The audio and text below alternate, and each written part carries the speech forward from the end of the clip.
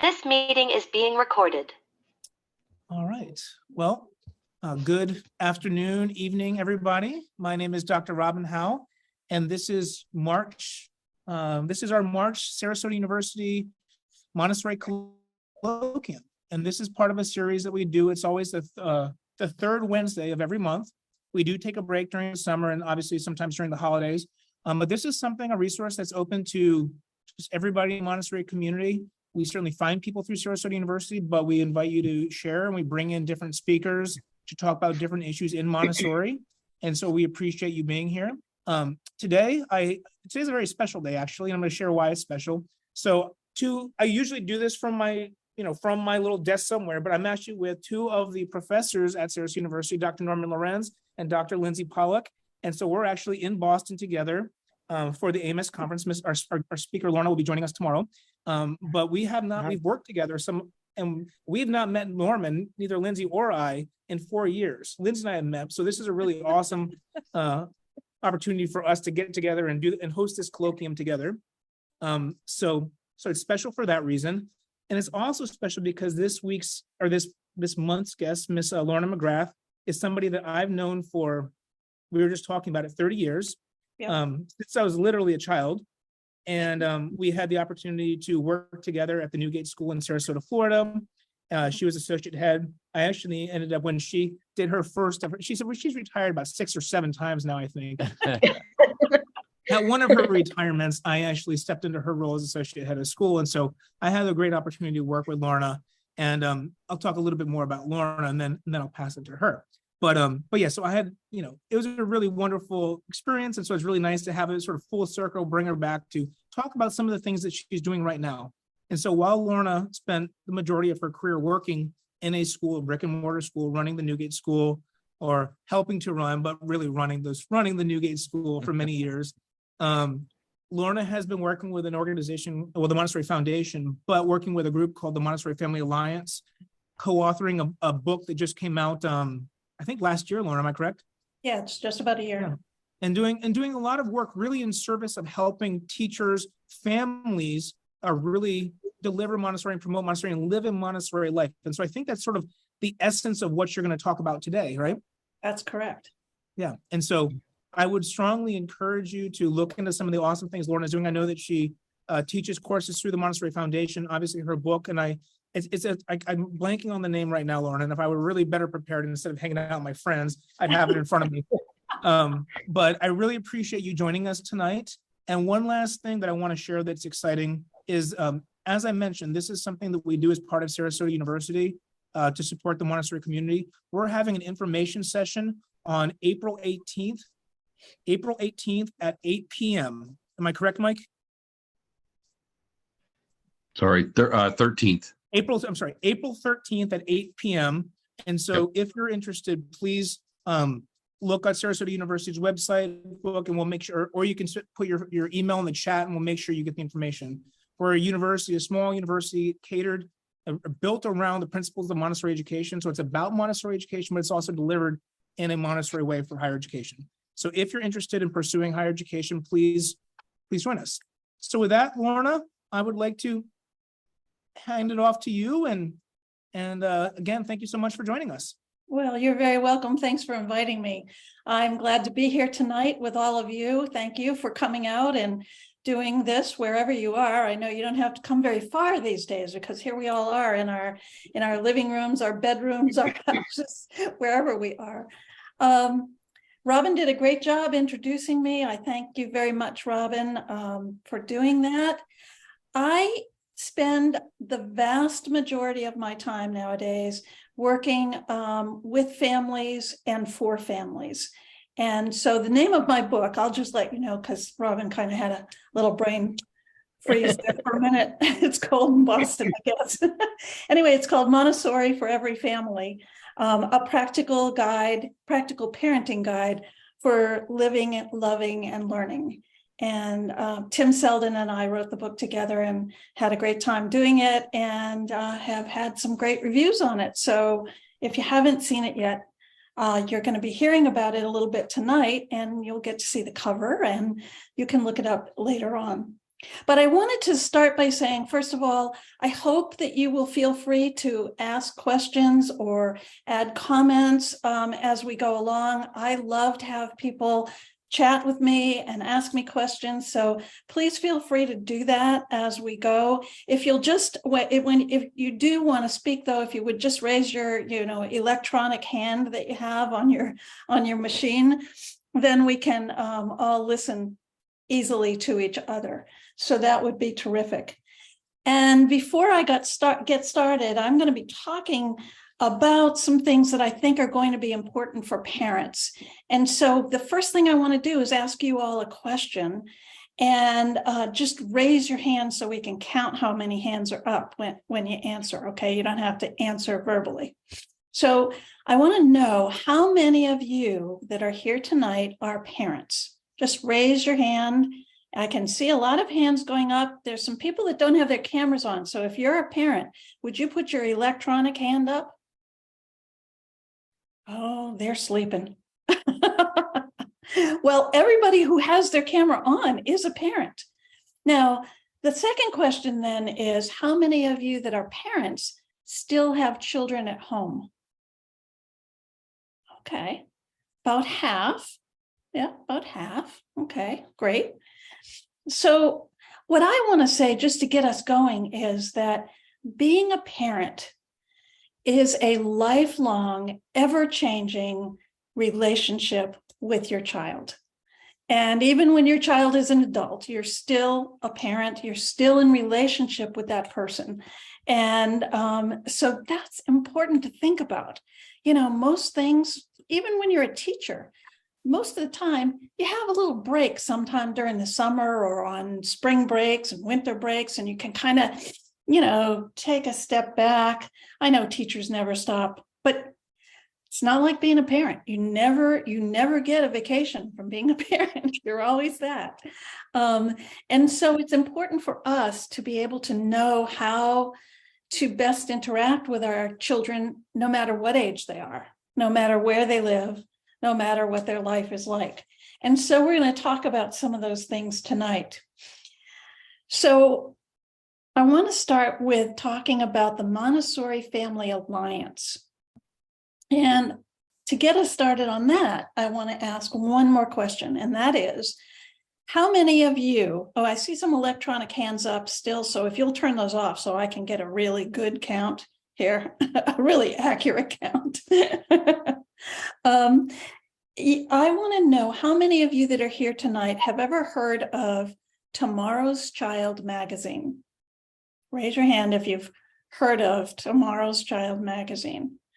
Look at that. Look at that. Not that many people, which is interesting, because I'm going to tell you the story of Tomorrow's Child magazine. Oh, I'll hold one up for you, because there, I'll let you see that for a second. This is Tomorrow's Child magazine. This is the most recent issue of Tomorrow's Child magazine, and we're actually celebrating the 30th year of its existence.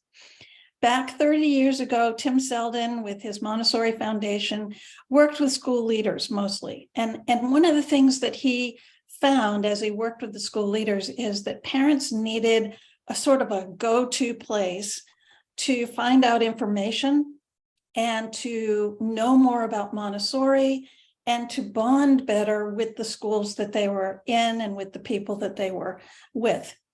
And Tomorrow's Child has been a real staple for many schools and many families and parents around the world, really, for 30 years now. But about 7 years ago, we started noticing that not that many people were as interested in magazines. They didn't seem to want to buy a magazine. They had a lot of other media that they could do things on and so forth. And we said, but we know that parents still need a go-to place for information. And so what could we do to help the magazine stay alive and maybe do some things for parents that we haven't done before? And so 7 years ago, we developed a program or a branch of the Montessori Foundation specifically for parents called the Montessori Family Alliance.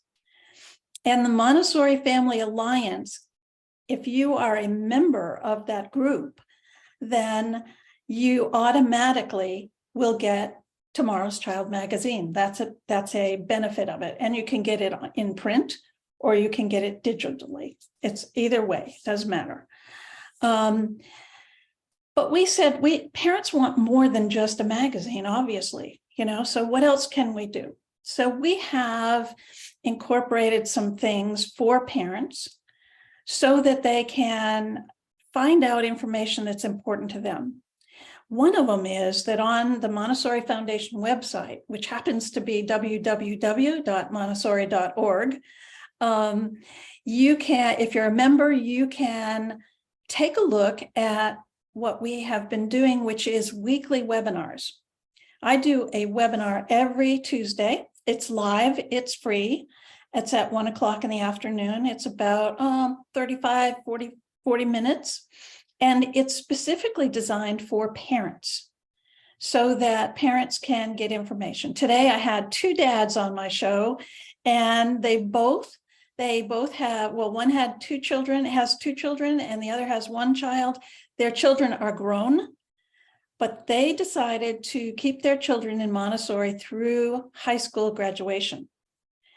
And there wasn't a Montessori high school in their area. And they ended up sending their kids to boarding school, to the school in Ohio. That I think it's David Kahn.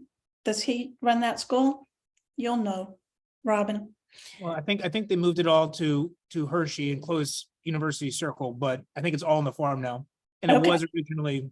Okay, so that was their decision, and I thought it would be interesting for parents who are thinking about school for next year for the children. If their children are in the 8th grade or so, they're probably thinking, where is my child going to go to high school? What would be the benefit of going to a Montessori high school rather than a traditional school? Is that a choice for my children? Is there a boarding school they could go to? Do I want my child to go to a boarding school? Well, you know what? We're lucky nowadays because Montessori is spreading into lots of schools that are public schools. There are charter Montessori high schools. There are charter magnet schools for Montessori. Lindsay, who I can't see, but I know she's there. Yes, she was the principal of a Montessori magnet school that had about 900 students. And they were racing toward high school. I don't think they've gotten there yet, but they were doing that because they wanted to do that. And there are virtual Montessori high schools, which Dr. Robin Howe is running one of those called Bridgemont High School. So there are lots more choices right now than there ever have been for Montessori high school. So I thought it would just be interesting for parents to hear from 2 dads, because that's also a kind of a unique thing to hear from the dads rather than the moms. And we had a great time. And that's the kind of thing that we do on our webinars. We have special guests that join us, all different kinds of topics that have to do with children at home and at school. And if you're a member of the Montessori Family Alliance, you have those available to you. 7 years of weekly webinars have been recorded and are on our website for anyone who's a member to go see. So that's an important piece of the Montessori Family Alliance. We also have a monthly newsletter that we keep parents up to date on what's going on in all of our different places that we have in the Alliance. There's a private Facebook group for Montessori parents that we run, and there's a public Montessori group for parents that we run that anybody can join that wants to, and we put a lot of good stuff on there. We do conferences, we do special events, we do all kinds of things. So that's the first thing I wanted to talk about tonight was the Montessori Family Alliance. And if you do want to join that, again, our website is www.montessori.org. Anybody have any questions or any thoughts about that before we move to the next thing? Okay, good enough. So I have 2 other things that I think that will be really important. The first is a go-to place for parents, the Montessori Family Alliance. The second is some important information about children and a little sort of a tidbit for you. And I want to talk a little bit about power struggles tonight. How many of you have ever been in a power struggle? Raise your hand for that one. Oh man, with my son, boom, it was just like this all the time when he was about 5, 6 years old. Oh my goodness. So, power struggles are a very common behavior and a challenging behavior that we as parents have to try to figure out, well, what can we do? Power struggles are lose-lose. Parents and grandparents, we don't win. The children don't win either. Nobody wins. I don't know. Oh, I got another question. I love to ask questions. How many of you have ever been in a tug of war? Raise your hand if you've ever been, or if you know about the game. It's kind of a game that some people play, and it's a tug of war. Yeah. And so somebody needs to mute. Tug of war is a game that you usually have 2 teams, and you have a rope, and teams are on each end of the rope. And the idea of the game is to pull as hard as you can on your side and try to pull the rope sort of away from the other team. So imagine that these 2 teams, one is the parent and one is the child on either end of the rope. And imagine that that rope is your relationship between you and your child. When you're pulling on that rope, what is that relationship like? Think about it. What is it like? It's tense. It's tight. If you don't have a strong enough rope, it might break. And nobody wins because generally you just pull back and forth.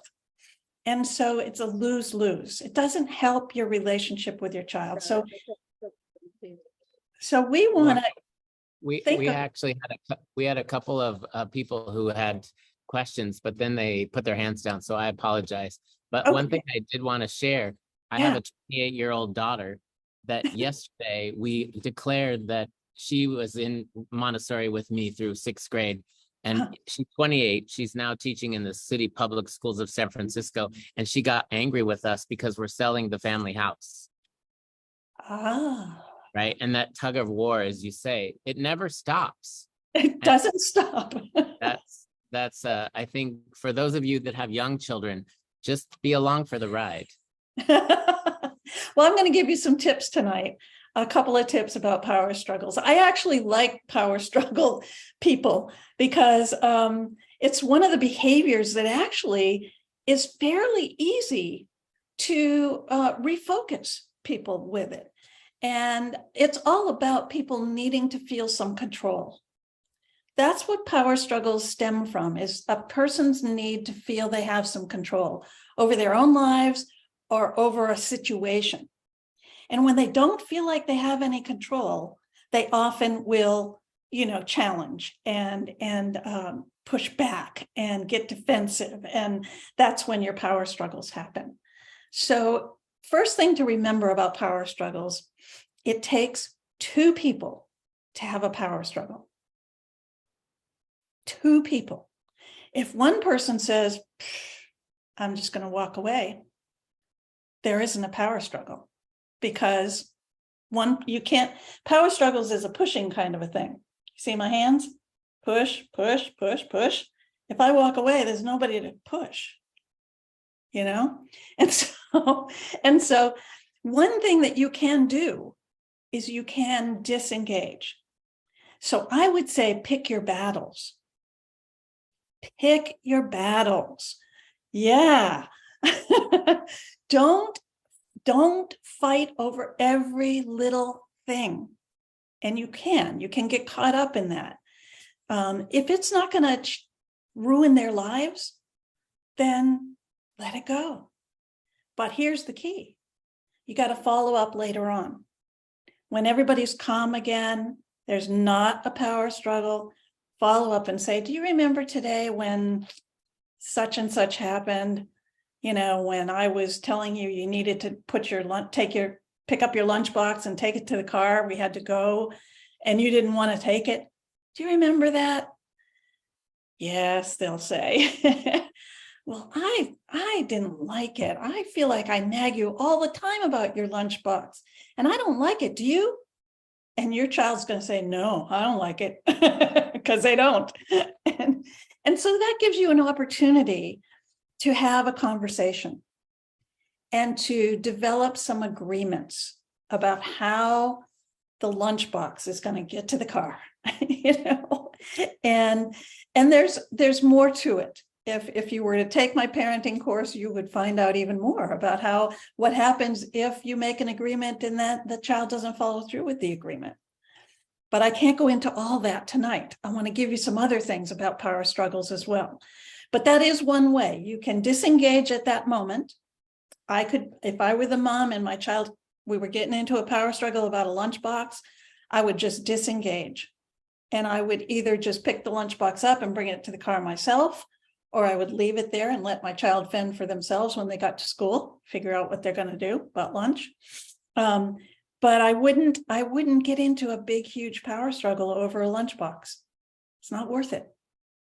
It's just not worth it. So, but I do tell, and I'll say it again, pick your battles and remember you can disengage, but follow up. Because if you don't follow up, guess what? Then your child feels like they did win. And they did, basically. Not in the relationship, but in that one struggle.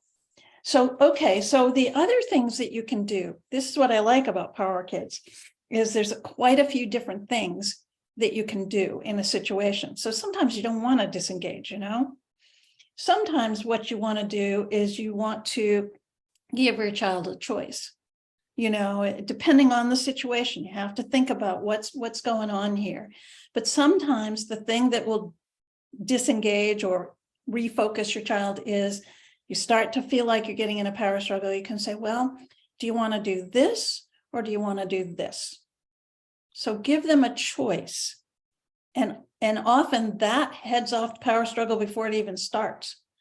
I would say for little children, start giving them choices when they're 3 years old, even 2 years old, on certain kinds of things. Would you like an apple today or some grapes for snack? So that they feel that they have some power and some control in situations. Would you like to wear your red shirt or your blue shirt? Every time you do that, it says to that child, okay, I can make some decisions about things. I'm in control of what I'm going to wear today.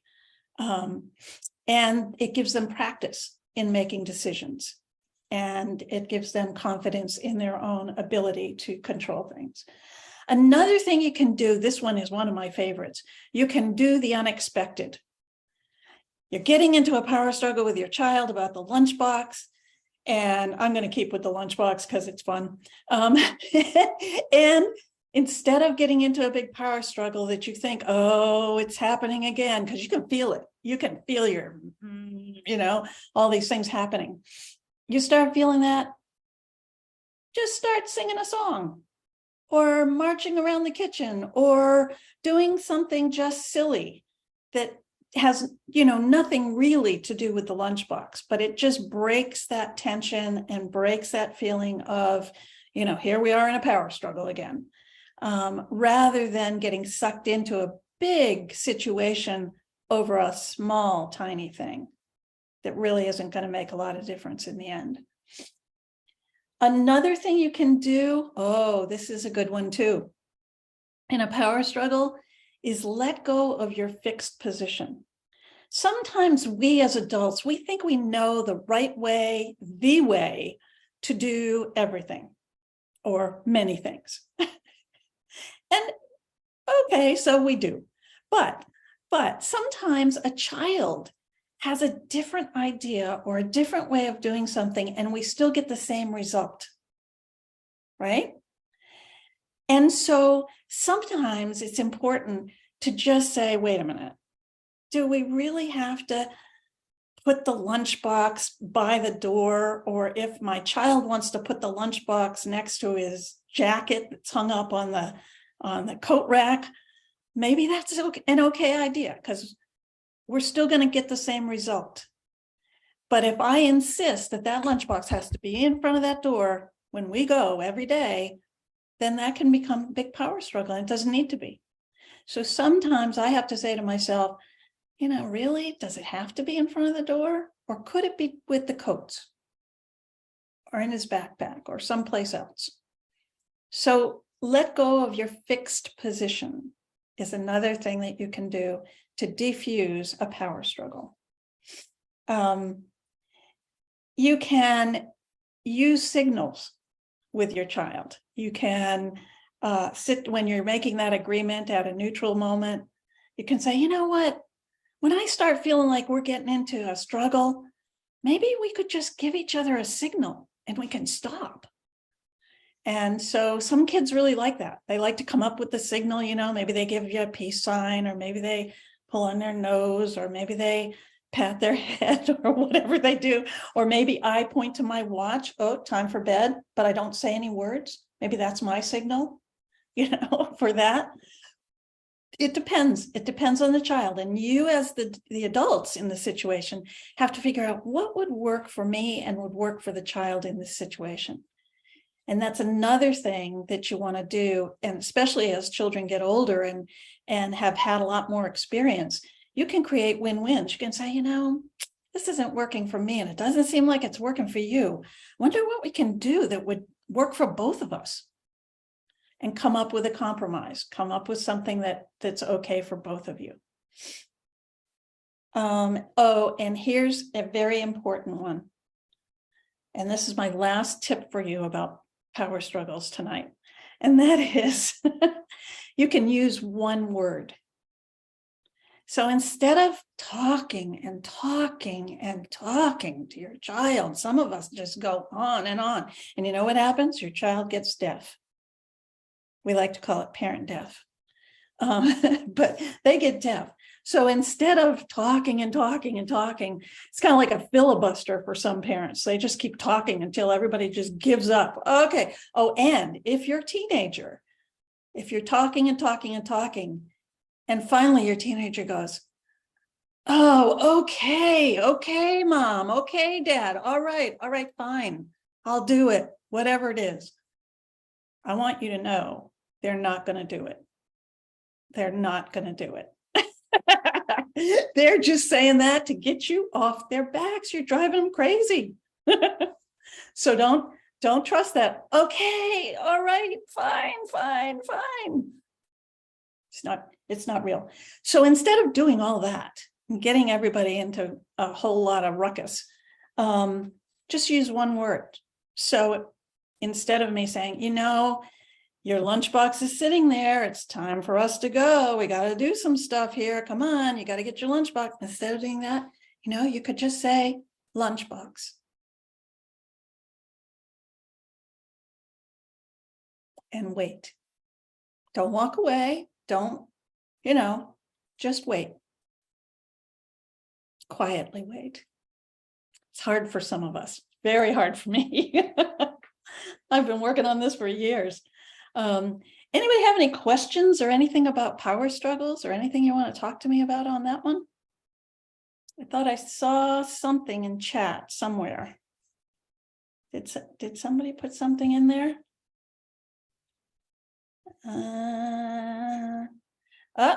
Teresa's just agreeing on something that I said. Teresa, what are you agreeing about? It said, oh, when you said if they're saying, oh, yeah, I'll do it. I have a 12, 14, and 16-year-old at home. So yeah, I know exactly what you're saying about that. And I'm a guide in a children's house classroom. So when you said just saying the one word, I'm definitely a talker. So I need to a lot of times remind myself to zip it. So thank you for the reminder. oh, One you're word goes a lot further. You're very welcome. Anybody else have anything they want to ask or contribute to that conversation? Oh, I think I saw a hand up. Elena, did you have your hand up? I see Emily does. Emily has her hand up. Yeah, Emily, you wanna say something? Hi, I'm the one joining you from North Dakota. So I actually was sent this link from our St. Joseph's Catholic Montessori school here in Mandan, North Dakota. We're having some trouble with my 4-year-old daughter. We classify it as a power struggle. I don't know if it really is, but it pertains to her safety. So she's running out of the classroom and she won't go back. And then, so yeah, like the teachers and I are just kind of scratching our head and at a loss of what to do about that. Some of the things we do at home when she power struggles with us is like, say it's time to brush teeth, and I say, all right, do you want to brush them or do you want me to brush them? And I just give her options of the two things. Or like leaving the house is a big one. It's always, I get a little rhyme. I say shoes, coat, car. And then all three, our kids are 2, 4, and 6. And then all 3 kids are going shoes, coat, car, shoes, coat, car.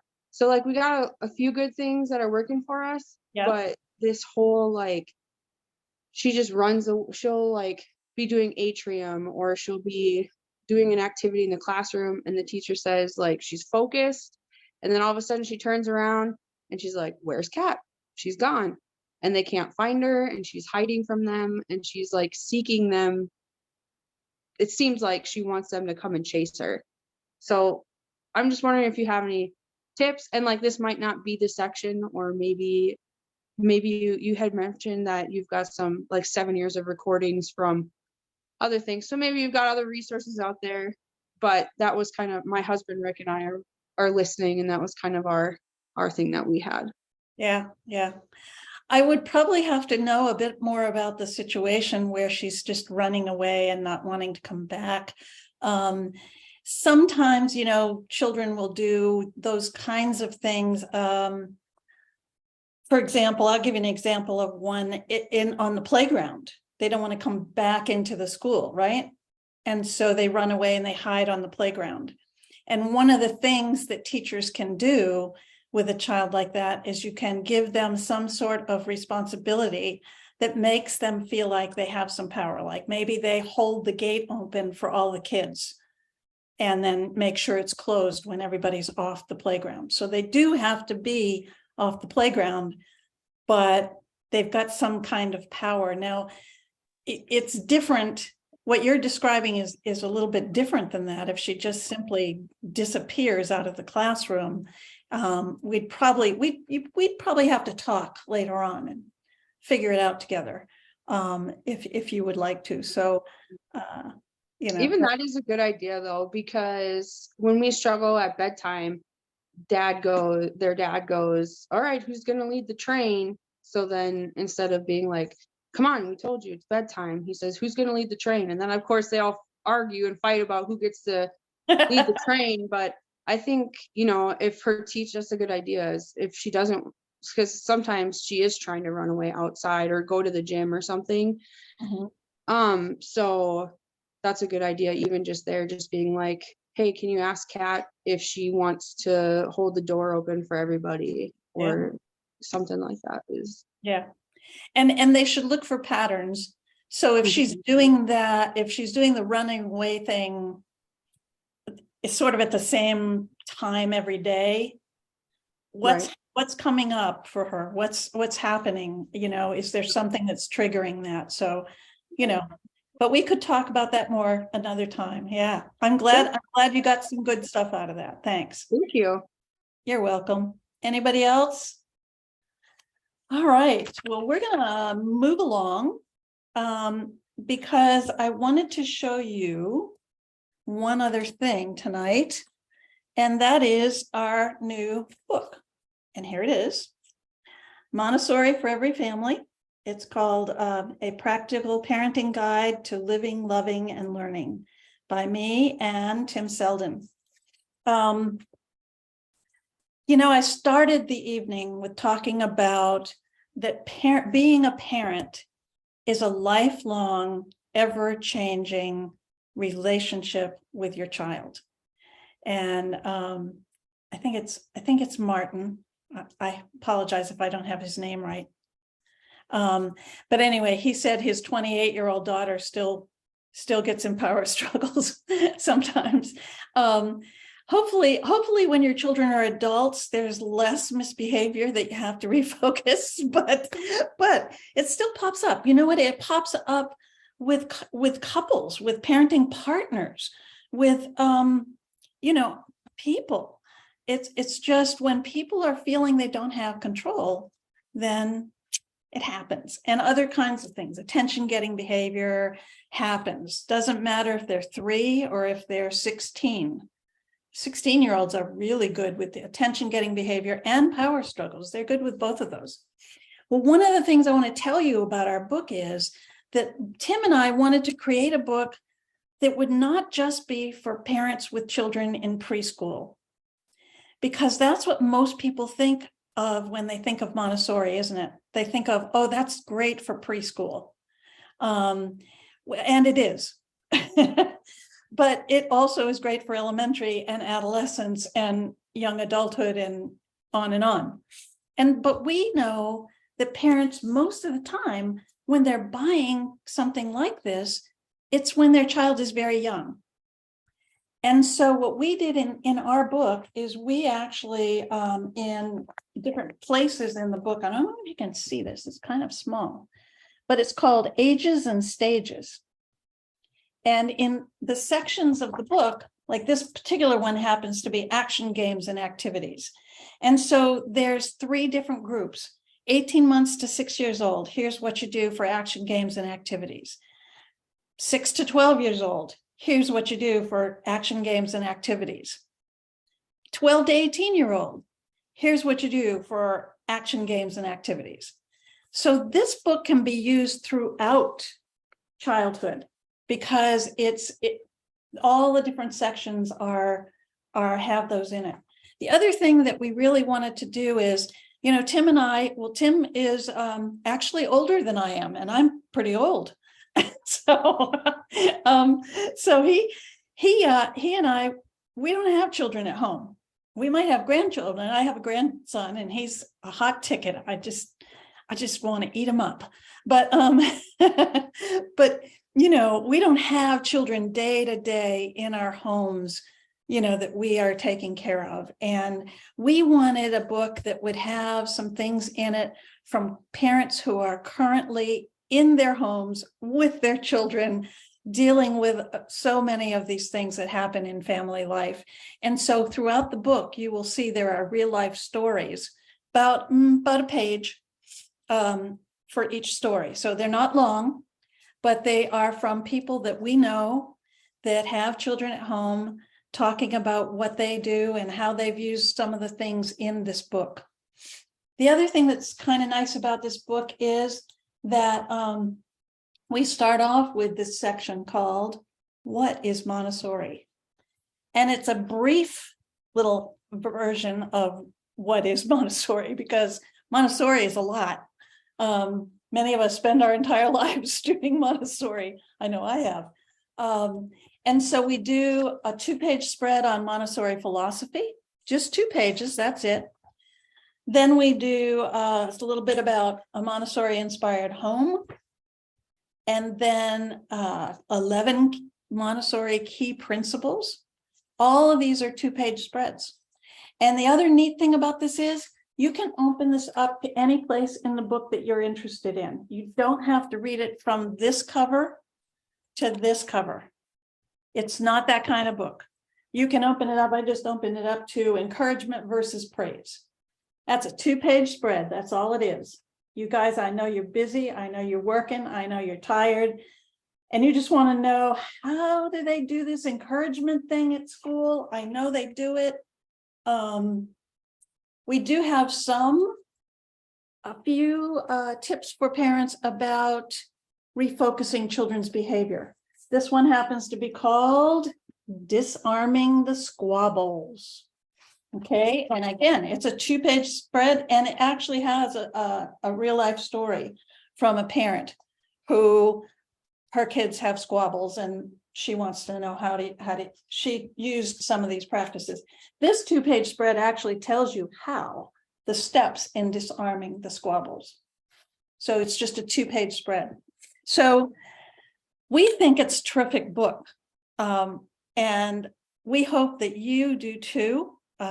We are going to be at the AMS conference. So if you're going to be there in a couple of days, I'll meet you there. And we'll have a couple of books there at our booth, and you certainly can get it online. If you buy it from the foundation, actually, you get a signed by the author's copy. If you buy it from Amazon, you don't get that. So any questions, any thoughts, anything you want to talk to me about? Because I'm open now. We have, about 10-15 minutes left. So anybody want to? Lorna, I will just say, although I know I'll meet you here tomorrow, I want you to sign my electronic copy because I bought it in Audible because I like multitasking. I listen to books while I walk and while I take the dog and while I grocery shop. And so I'm looking forward to reading your book through your narration. So I appreciate it. Terrific. Thank you so much. Thank you. Thanks, Lindsay. Oh, goodness. Anybody have anything? I see, somebody's, Teresa, she wishes she was going to be in Boston. Hope I'm at the conference. I have to tell you guys a secret. Okay. So don't tell anybody else. I'm AMS trained because basically that's what was around when I got trained a long time ago. By the way, I've been in Montessori since 1979. So count those years. But so I love AMS. I mean, they were the people that taught me how to do what I do and stuff. But I've, in my years in Montessori, I now work for the Montessori Foundation and the Montessori Family Alliance, and I love them too. And they have a branch called the IMC who train teachers. And so that's fine. So in recent years, with so many people at AMS conferences, it's like so many people that I only go to AMS conferences when it's in a city near my family. So Boston, I grew up in Worcester, or the Worcester area. And so I'm gonna go to the conference, and then my nephew's gonna pick me up in Boston, and I'm gonna go down to Worcester and see nieces and nephews and folks that are near and dear to me. And then, of course, on the way home from Boston back to Florida, I have to stop in Philadelphia because that's where my darling grandson lives, and with his family.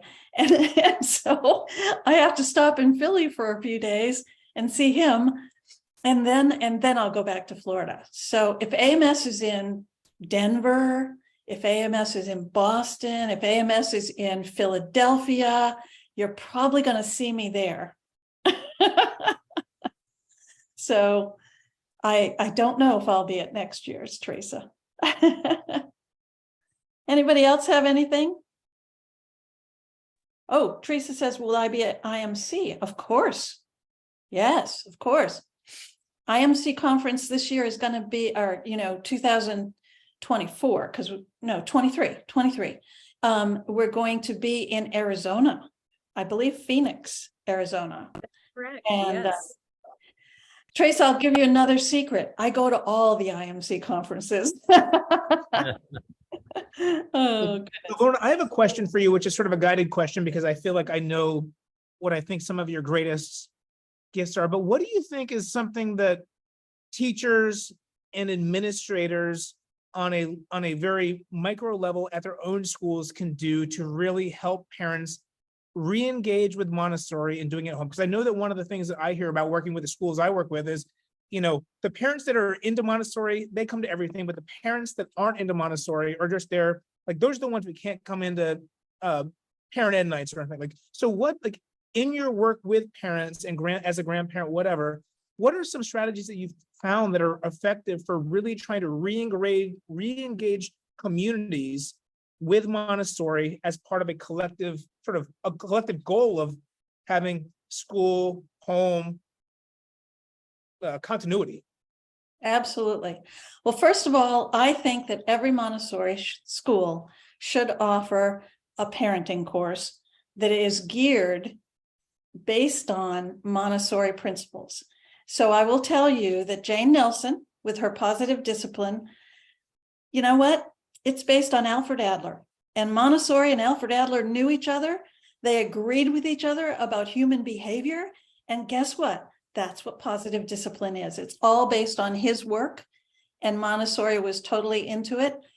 I happen to be on the East Coast of the United States. Jane Nelson is on the West Coast. On the East Coast, we have Catherine Coles, and she wrote the book Redirecting Children's Behavior, and she has parenting courses called Redirecting Children's Behavior. Guess what? All based on Adler's stuff, Alfred Adler's stuff. Jane Nelson and Catherine Coles teach the same stuff. Guess what? Lorna McGrath teaches a parenting course called The Parenting Puzzle. Guess what it's based on?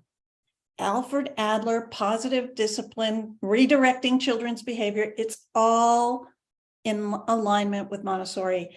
And there are ways for schools to offer that to parents. And I think that's a really important thing. And now that we have Zoom, parents are busy, they're tired, they don't, how can they go out at night? They got to get a babysitter, or one of them has to stay home and take care of the kids, but you can Zoom. Just like Emily and her husband are tonight, they're together and they're listening to the same stuff because they're on Zoom. Hello. Here's another plug for your Audible book, because parents, as you say, are busy. And they can listen to it in the car on their commute after they've dropped their children off, and they can have peace and quiet and tranquility. Meanwhile, they can be more informed when they come to pick them up. And then as school administrators, you'll have less, little notes to parents home because they'll create an equality between school and home experiences. And just to add Norman's great suggestion, it'd be wonderful to do a family or parent sort of book study. And because the book is available on Audible, the parents can access the content and then join in at lunchtime sessions to discuss the content and become even more familiar with Montessori education and share their successes and struggles with other parents at the school. I think that's a great idea. It really you're on the right track, Lorna. You're making an amazing resource available to parents. Thank you so much for all your work. Thank you, Lindsay. I appreciate that. Yeah, that's a great idea. I was thinking about book study groups also, which are great. And the Audible thing is a terrific idea. And if you actually, school leaders and teachers, if you really want parents to come out and come to the school, offer events where their children can be there too, or their children are doing some sort of a little presentation or a song to sing or something, because parents will come to support their children. They'll come, but if they just have to come to a community meeting and their children have to stay home, that's a different story, So if there's something at the community meeting, if there's a little art display from the children, parents will come. Well, the other thing I was just going to add to that, just for anybody, I think that this is I think it's something that's more societal, is we've gotten so used to small chunks. So rather than saying you're going to come in for 2 hours of professional development and then see your kid, finding ways to take let's take the book, for example, take certain pieces and make it small digestible pieces that you share as part of a Friday newsletter or whatever. So that way this sounds silly, but they're not having to invest more than 5 minutes. Yep. But it's something that I feel like we've all sort of gotten to that place. We're looking for quick and easy. I think that's another piece too, but I think it's really important. Again, this is coming from an administrative perspective, to really engage your parents, especially the ones that aren't necessarily there for the right reason, but really try to get them to buy into Montessori on a deeper level. And so I think everything you're talking about, Lorna, is really important, because you don't want it to be this home life separate from school life. You really need to make it that it's part of their whole life experience. How you treat children at school is consistent with how a parent treats them, because that's fundamentally what we're trying to do. Absolutely, absolutely. And I tell parents, teachers that are in Montessori training have to take a course called Classroom Leadership. How many of you are Montessori teachers? Raise your hand. Okay. How many of you took a course called Classroom Leadership? Raise your hand. There you go. Teachers don't automatically know how to build community and all of that. They take a course in that particular subject. Just like they take a math course, they take a language course, they take how do you build, they call it classroom leadership. I call the parenting course, and even this book that we're talking about, family leadership. This is your family leadership guide. This is your course in family leadership. This is how you know how to communicate with children and how to build relationships and how to solve conflicts peacefully. One of the biggest questions I was asked when I was an administrator of a school was, how do we do at home what the teachers do in the classroom? How do they do that with 30 kids, 25 kids? I've only got 2 and I can't, So family leadership. Okay, what else? Oh, this is a good idea. Teresa says she loves sharing a parent education tidbit in her newsletter and tries to include a video link. So she looks forward to finding some that relate to this topic. Perfect. Perfect. All right. And she asks, do I have a YouTube channel with 5-minute videos? I don't, but I was just being funny. Like, we need you to do your own YouTube channel so I can just include you every week in my newsletter. Well, we're actually in a period of time at the Montessori Family Alliance where we're creating a new strategic plan. You know how you do that every 3 to 5 years. Well, we're doing it. And we're trying to figure out what will entice parents of this day and age and time. And that's a great suggestion. Maybe I will. Yeah, because I never know. I shared this link to tonight with families, but I didn't check my email and get the link until it was, school was out at 4:00. So it was like 4:30 and they're getting this message. So most likely they weren't able to, I don't see anyone on here from class, but I know that they watch some of the little videos I send, but I don't have any that are from CGMS or IMC, you know what I mean? And I would like, if they are interested, I want them to come back to CGMS or IMC for the training. So I don't want to necessarily direct them, not to say to a competitor, but do you know what I'm saying? I want it to be the same. I do. So anyways, yeah. I'm just curious. And that's one of the things about the Montessori Family Alliance is that it is reliable, credible information from experts in the field. There's so much stuff out there now too. That's the other thing. You can get on Pinterest, and I know a lot of families, if they're not very well versed in Montessori, just don't understand yet that if you look up Montessori, it doesn't mean that it is. And so that's trying to help them weed through it because they don't have time to do that. So, well, that's what the MFA is meant to be, is that go-to place for parents that they can rely on, that they know they're getting credible resources and information and hearing from experts in the field. And so I have loved being on here with you guys tonight. Thank you so much. Robin, thanks for asking me. Yeah, Lorna, thank you so much. I mean, again, so I want to just sort of close it out with a couple thoughts. Part of the reason why we asked Lorna and we asked people like Lorna is because they bring so much, obviously, expertise and experience and different components of Montessori. And so I think that it's really important that as a university, we look at, okay, it's about the parents, it's about our teaching practices, it's about the philosophy, it's about equity, whatever it is. So Lorna, I really appreciate you bringing in that part of how to bring this home. And so thank you so much for that. For those of you who are seeing this or see the recording, I really strongly encourage you to look at some of the work that Lorna is doing and try to figure out, okay, how can and I use this word, and I hope nobody takes offense to it, how can I incorporate what Lorna is doing and what people like Lorna are doing into my practice, whether I'm a teacher, a parent, or an administrator? And I use that word practice because it is a practice. It's an art, it's a skill. So please, look at it as you perfect and you change your profession. Because one of the things I think is really important is, as practitioners, right, not becoming complacent with what worked last year. because that may not work this year. So how do we re-engage our community? How do we re-evaluate our practice? So Lorna, on behalf of Sarasota University, I want to thank you so much for joining us with my colleagues here, Dr. Lorenz, Dr. Pollock, and Christy Ansack, who's a Montessori Foundation. She's actually the reason why we're so we have her joining us in Boston. So from Boston, we wish you all a wonderful night and thank you so much for joining. And I also want to remind you that if you're interested in learning more about Sarasota University's programs, you can join us on April 13th at 8 p.m. There will be a sign up like this. Thank you. I love it. You're showing something nice. Montessori. Oh. She just right. And we really strongly encourage you to join us. I will share one last thing just because it's important. Part of what we're doing actually, even tonight and over this week, and as a Sarasota University faculty, is talking about our programs and what really ought to happen in graduate level programs and undergraduate level programs for practitioners of Montessori. So we're very excited for the future of Sarasota University. If you haven't heard yet, we are in applicant status. I think that's what I'm allowed to say.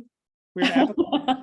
We're in good standing. We're applicants in good standing with MACD for an institutional accreditation. So we're really excited for the future. And so if you're interested, please join us. And if you have any other questions, you just reach out to us at Sarasota University or Montessori.org. You know how to find us, most of you. Be the first university model for MACD, given that we accredited our first set of schools in the late 90s. The 2023 is the moment for which the first university will become accredited through MACD. Fingers crossed. Our hope, and we have to make sure we say it's our goal. It's our goal. That has no standing on whether it happens or not. That's Mike's looking. He's like, yep. But anyway, we're excited. Sarasota president. And in case those of you who do not know, Dr. Michael Evans here, he's in our upper left corner, is here joining us from Oxford, England. I believe he's visiting his daughter. Yep. Correct? Daughters. Yep. Daughters. Yeah. So Dr. Michael Evans joined us just a couple months ago. And so we're doing a lot of really exciting things at Sarasota University. So as we move forward, you'll hear more. And if you want to learn more, there are many ways. Oh, thank you all so much. Thank you, Lorna. Thanks, everyone. You're welcome. Have a wonderful evening. Lorna, thank you so much. I'll see you tomorrow. All righty. I'll be there. All right. Thanks, everyone. See you later. Leave.